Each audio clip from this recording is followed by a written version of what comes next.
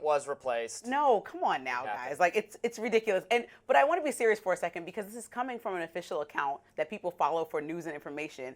And we know that followers believe things that Trump say because he's the president, rightfully so. They should believe and look into things. But they also act on it, right? Some of the things that Trump was saying have directly been connected to people storming the Capitol because they were interested in some of his views and felt like they should take it 10 steps further than he ever suggested them to take it, correct? Mm-hmm. And so that's why he has to be really careful as the president of the country on what he's sharing, what he's posting, what he's saying without having all the facts and information. And even though I know you call social media some other land for Trump where he may have his assistant or a young staff member controlling, he needs to control his public image. Social media is used for real things and real communication. We gather news facts and we confirm data from social media on X. If somebody confirms it in a political position, we take that as law and fact, and we research it as journalists. So how can he just share anything that he doesn't have any information about? But how can you say that after the exposure of the Biden cognitive decline cover-up? All the legitimate sources of information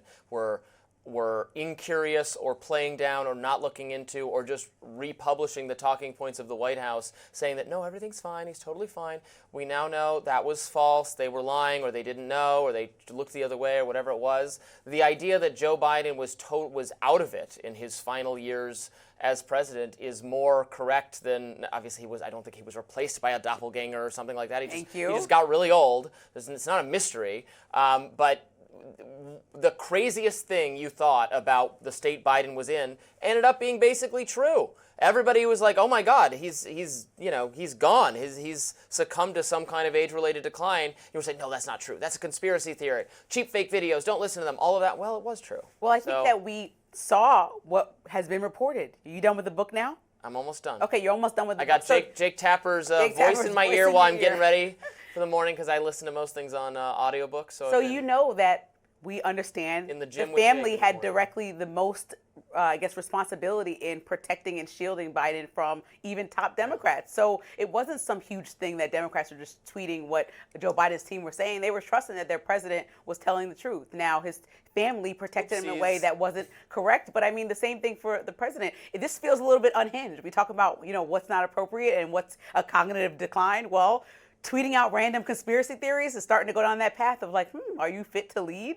That could open up that conversation. Like, we need to make sure that we're at least telling the truth. I don't correct? know how we can say that he shouldn't even Trump have time for this. Trump is not fit to lead when Biden really wasn't fit to lead, and nobody wanted to invoke that What's conversation. better, somebody who's getting extremely old and can't lead, or somebody who's unhinged and sending out conspiracy theories and can't lead? I didn't have any confidence.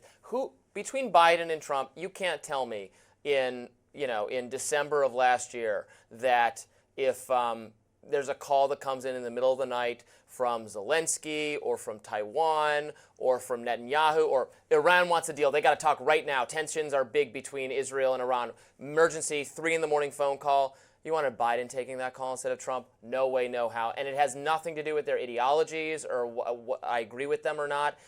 There's no way I would be confident. Some people in Biden felt that Biden was a safer option when Trump. Not for the 3 a.m. call. Not for the 3 a.m. Yeah, call. at 3 a.m. Trump might press the right button because he's a knee-jerk reactionist. Biden wouldn't know who he's talking to. Okay, well, but both are not great for me. Wow. I want somebody young and sprightly and excited to lead with confidence. Well, I didn't vote for either. Incline.